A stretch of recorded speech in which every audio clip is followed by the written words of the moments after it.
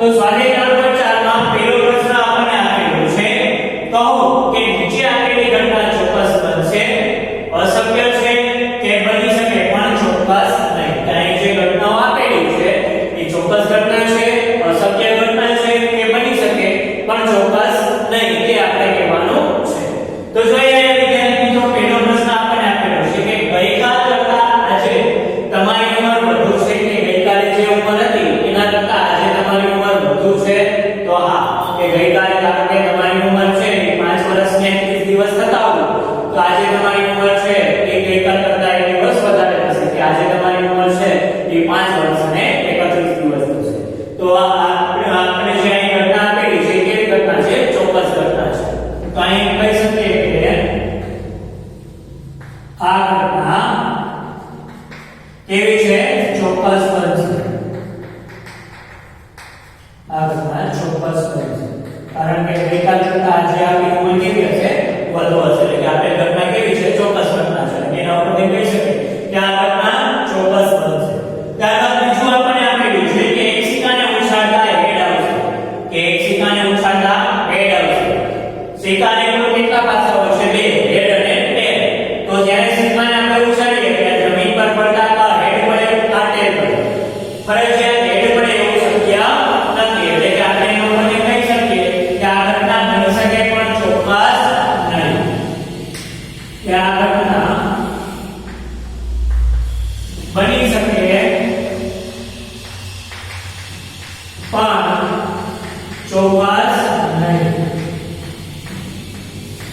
બની શકે પણ ચોક્કસ નહીં હેડ પડી શકે પણ ચોક્કસ પડે તેવું શક્ય નથી એટલે કે આ ઘટના બની શકે પણ ચોક્કસ નહીં ત્યારબાદ બીજું આપણને આપેલું છે કે પાસાને જ્યારે ફેંકવામાં આવે ત્યારે આઠ મળશે કે પાસાને જ્યારે ફેંકવામાં આવે છે ત્યારે પાસા પરનો અંક આપણને 8 મળે એ સંભાવના કેટલી છે તો આ કેવી ઘટના છે અસત્ય ઘટના છે કારણ કે પાસા પર કુલ અંક કેટલા આપેલા હોય છે 6 તો પાસા ઉપર 8 નો અંક જ હશે નહીં તો 8 અંક આવવાની શક્યતા નથી એટલે કે આ ઘટના કેવી છે અશક્ય છે આ ઘટના અશક્ય છે શક્ય છે કારણ કે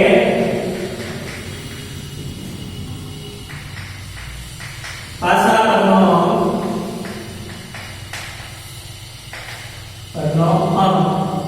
8 નો કારણ કે પાસા પરનો જે અંક છે પાસા પરનો અંક 8 નો એટલા માટે આપણે ઘટના કેવી છે અશક્ય ઘટના છે કે જ્યારે પાસાને ફેંકવામાં આવે છે ત્યારે 8 અંક મળશે એની સંભાવના કેટલી કે કેવી ઘટના છે તો આ ઘટના કેવી છે અશક્ય છે કારણ કે પાસા પર 8 અંક હશે નહીં તો 8 અંક આવવામાં જ નથી એટલે આ ઘટના કેવી છે અશક્ય છે ત્યારબાદ ચોથું આપણને આપેલું છે કે હવે પછી ટ્રાફિક લાઈટ લીલા રંગની દેખાશે તો બની શકે કે લીલા રંગની થાય અથવા તો લાલ રંગની પણ થાય પરંતુ ચોક્કસ પણ એવું આપણે કહી શકીએ નહીં તેના ઉપર કહી શકીએ કે આ ઘટના બની શકે પણ ચોક્કસ નહીં એટલે કે લખીએ કે આ ઘટના બની શકે પણ ચોક્કસ નહીં બની શકે પણ ચોક્કસ કારણ કે ટ્રાફિક લાઈટ લીલા રંગની થાય એ બની શકે પણ ચોક્કસ નહીં લાલ રંગની પણ થઈ શકે પરંતુ લીલા રંગની થાય એવું બની શકે પણ ચોક્કસ આપણે કહી શકીએ નહીં એટલા માટે થશે આ ઘટના બની શકે પણ ચોક્કસ નહીં ત્યારબાદ આપણે આપેલું છે કે આવતીકાલનો દિવસ વાદળછાયો હશે એટલે કે આવતીકાલનો જે દિવસ છે એ વાદળછાયો હશે એ આપણે ચોક્કસપણે કહી શકીએ નહીં વાદળછાયો હોય પણ ખરા અને ન પણ હોય તો એના ઉપરથી આપણે કહી શકીએ કે આ ઘટના છે એ બની શકે પણ ચોક્કસ નહીં કે આવતીકાલનો દિવસ છે એ વાદળછાયો હોઈ શકે તો ન પણ હોઈ શકે એટલે એના ઉપરથી આપણે કહી શકીએ કે આ ઘટના બની શકે પણ ચોક્કસ નહીં કે આ જે ઘટના છે એ બની શકે પણ ચોક્કસપણે નહીં કે આવતીકાલનો જે દિવસ છે એ વાદળછાયો હોઈ શકે તો ન પણ હોઈ શકે એવું આપણે ચોક્કસપણે કહી શકીએ નહીં કે આ ઘટના બની શકે પણ ચોક્કસ નહીં ત્યારબાદ બીજો દાખલો આપણને આપેલો છે કે એક પેટીમાં 6 લખો છે લખોટીઓની સંખ્યા કેટલી આપેલી છે 6 એટલે કે લખોટીની કુલ સંખ્યા બરાબર 6 છે કે લખોટીની કુલ સંખ્યા કેટલી છે 6 છે તો એના પરથી આપણે કહી શકીએ કે કુલ પરિણામ બરાબર કેટલા થશે કુલ પરિણામની સંખ્યા 6 છે કે કુલ પરિણામની સંખ્યા કેટલી છે એ પણ 6 થશે કારણ કે લખોટીની સંખ્યા 6 છે એના પરથી આપણે કહી શકીએ કે કુલ પરિણામની સંખ્યા પણ 6 છે હવે આગળ જોઈએ જેના પર કેટલા અંક લખેલા છે તો 1 થી 6 અંક લખવામાં આવેલા છે કે એક પેટીમાં 4 લખોટી છે અને જેના પર 1 થી 6 અંક લખવામાં આવેલા છે તો આપણને આપેલું છે પહેલું કે 2 અંક લખેલી લખોટી નીકળવાની સંભાવના કેટલી કે 2 અંક નીકળે એવી લખોટી નીકળવાની સંભાવના કેટલી તો જોઈએ અહીંયા વિદ્યાર્થી મિત્રો કે 2 અંક લખેલી લખોટી નીકળવાની સંભાવના બરાબર એને હું P of 2 વડે લખું તો P of 2 બરાબર ઉદ્ભવતા પરિણામની સંખ્યા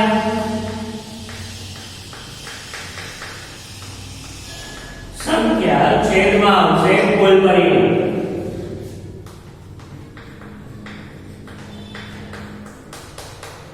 કે ઉદ્ભવતા પરિણામની સંખ્યા અને છેદમાં આવશે કુલ પરિણામ તો 2 અંક લખેલી લખોટી નીકળવાની સંભાવના કેટલી તો 2 અંક લખેલી લખોટી એક જ વખત નીકળી શકે કે આપણે બોક્સમાં નાખશું પેટીમાં તો 2 અંક લખેલી લખોટી એક જ વખત બહાર નીકળશે એટલે કે ઉદ્ભવતા પરિણામની સંખ્યા કેટલી થશે એ છેદમાં કુલ પરિણામ તો કુલ પરિણામ કેટલા છે 6 એટલે જવાબ શું આવશે P2 બરાબર 1 ના છેદમાં 6 કે 2 અંક લખેલી લખોટી નીકળવાની સંભાવના કેટલી થશે 1 ના છેદમાં 6 એવી જ રીતે 5 અંક લખેલી લખોટી નીકળવાની સંભાવના શોધીએ તો આ મુજબ થશે કે 5 અંક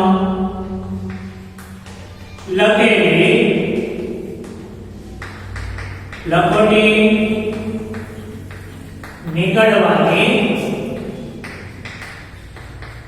સંભાવના બરાબર એને હું P of 5 વડે દર્શાવું તો P of 5 બરાબર શું થશે કે ઉદ્ભવતા પરિણામની સંખ્યા તો 5 અંક લખેલી લખોટી પણ કેટલી વખત નીકળશે એક જ વખત નીકળશે તો ઉદ્ભવતા પરિણામની સંખ્યા કેટલી થશે એ છેદમાં કુલ પરિણામ તો કુલ પરિણામ કેટલા આપેલા છે આપણને 6 તો 5 અંક લખેલી લખોટી નીકળવાની સંભાવના પણ કેટલી થશે 1 ના છેદમાં 6 કઈ બીજો દાખલો પૂર્ણ કર્યો હવે જોઈએ આપણે ત્રીજો દાખલો કે કઈ ટીમ રમત પહેલા શરૂ કરે તે માટે સિક્કો ઉછાળવામાં આવે તો તમારી ટીમ શરૂઆત કરે તે માટેની સંભાવના કેટલી સિક્કાને કુલ કેટલા પાસા હોય છે તે તો અહીંયા આપણે લખીએ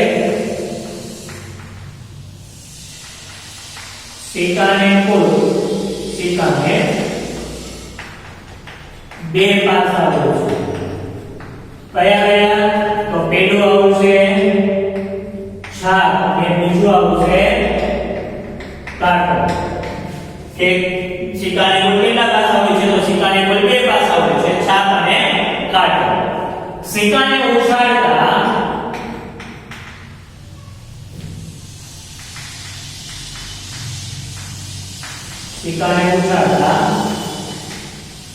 જમીન પર પડતા કાં તો છાપ મળે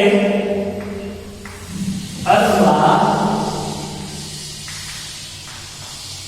કાંટો મળે કે જ્યારે આપણે સિક્કાને ઉછાળીશું અને જ્યારે તે જમીન પર પડે ત્યારે જમીન પર પડતા કાં તો છાપ મળે અથવા તો શું મળશે કાંટો મળે આ બંનેમાંથી જ આપણે પરિણામ મળે એટલે કે બંનેમાંથી કોઈ પણ એક પરિણામ મળશે બંનેમાંથી કોઈ એક પરિણામ મળે કે કાં છાપ મળે અને કાં તો કાંટો મળે એટલે કે બંનેમાંથી કોઈ એક પરિણામ મળે એટલે કે કુલ પરિણામ બરાબર શું થશે કે કુલ પરિણામ બરાબર તો કાંટો અને શાક બંને આવશે એટલે કાંટો પ્લસ શાક. તો કુલ પરિણામ બરાબર 1 પ્લસ 1 એટલે કેટલા થશે 2. કુલ પરિણામ બરાબર કાંટો પ્લસ શાક એટલે કે કાંટો 1 અને શાક 1 એટલે કે 1 પ્લસ 1 કરશો એટલે કેટલા આવશે 2. તો કુલ પરિણામની સંખ્યા કેટલી આવશે 2. તો શક્ય સંભાવના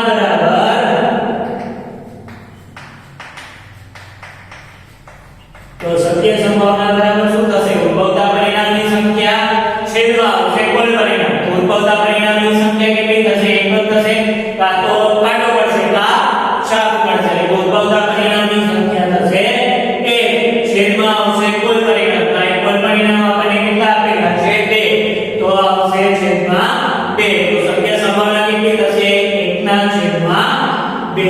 ઉદ્ભવતા પરિણામની સંખ્યા છેદમાં આવશે કુલ પરિણામ. ઉદ્ભવતા પરિણામની સંખ્યા તો આ જ્યારે સિક્કો ઉછાળો ત્યારે આપણને કાં તો છાપ મળશે કાં તો કાંટો મળશે. બેમાંથી કોઈ પણ એક મળી શકશે એટલે ઉદ્ભવતા પરિણામની સંખ્યા થશે 1 છેદમાં કુલ પરિણામ. કુલ પરિણામ કેટલા છે 2 આવશે 1 ના છેદમાં 2. તો શક્ય સંભાવના કેટલી થશે 1 ના છેદમાં 2. તો અહીં આપણે સ્વાધ્યાય 3.4 પૂર્ણ કર્યું. હવે જોઈએ આપણે એમસીક્યુ કે છે એમસીક્યુ તરીકે અથવા તો ઓડ પ્રકારના જે પ્રશ્નો છે એમાં પૂછાઈ શકે તેવા પ્રશ્નોનો આપણે અહીં અભ્યાસ કર્યો. તો જોઈએ પહેલો પ્રશ્ન આપણે આપેલો છે કે ચડતા ક્રમમાં ગોઠવેલી માહિતી બરાબર વચ્ચે આવેલા પ્રાપ્તાંકને ખાલી જગ્યા કરે છે. કે ચડતા ક્રમમાં ગોઠવેલી જે માહિતી છે તે ચડતા ક્રમમાં ગોઠવેલી માહિતીમાં બરાબર વચ્ચે આવેલા પ્રાપ્તાંકને શું કરે છે? તો એને મધ્યસ્થ કહેવાય, મધ્યક કહેવાય કે બહુલક કહેવાય? તો બરાબર વચ્ચે આવેલા પ્રાપ્તાંકને શું કહેવાય? મધ્યસ્થ કહેવાય. જવાબ તો આવશે મધ્યસ્થ. પછી બીજું આપણને આપેલું છે કે માહિતીમાં સૌથી વધુ વખત પુનરાવર્તન પામતા પ્રાપ્તાંકને ખાલી જગ્યા કરે છે. કે માહિતીમાં જે સૌથી વધુ વખત પુનરાવર્તન પામતો જે પ્રાપ્તાંક હોય છે એને શું કહેવામાં આવે છે? કે એને મધ્યસ્થ કહેવાય, મધ્યક કહેવાય કે બહુલક કહેવાય? તો એને શું કહેવામાં આવે છે? કે જે સૌથી વધુ વખત પુનરાવર્તન પામતા પ્રાપ્તાંકને કહેવાય છે બહુલક. એટલે જવાબ શું આવશે? બહુલક.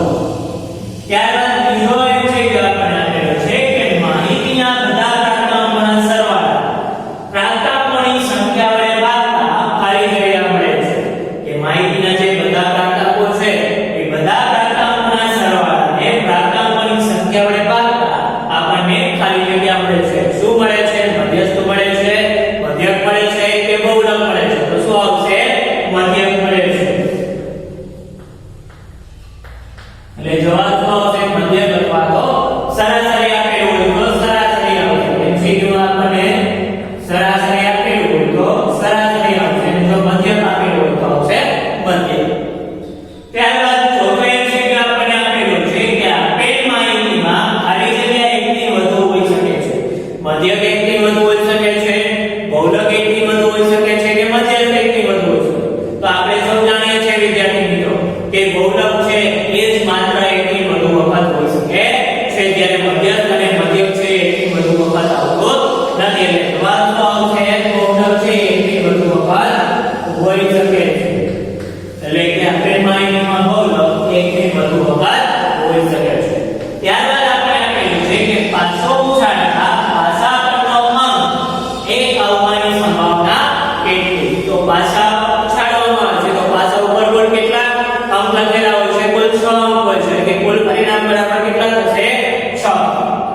તો અને પાસા પરનો કેટલો આવવાનો? 1 આવવાની સંભાવના કેટલી? તો આપણે જ્યારે પાસો ઉછાળીએ છીએ ત્યારે પાસા ઉપરનો એક વખત જ આવી શકે છે. તો ઉદ્ભવતા પરિણામની સંખ્યા કેટલી થશે? 1 છેદમાં આવશે કુલ પરિણામ. તો કુલ પરિણામ કેટલા થશે? કારણ કે પાસા ઉપર કુલ 6 અંક લખેલા હોય છે એટલે કે કુલ પરિણામ બરાબર થશે 6.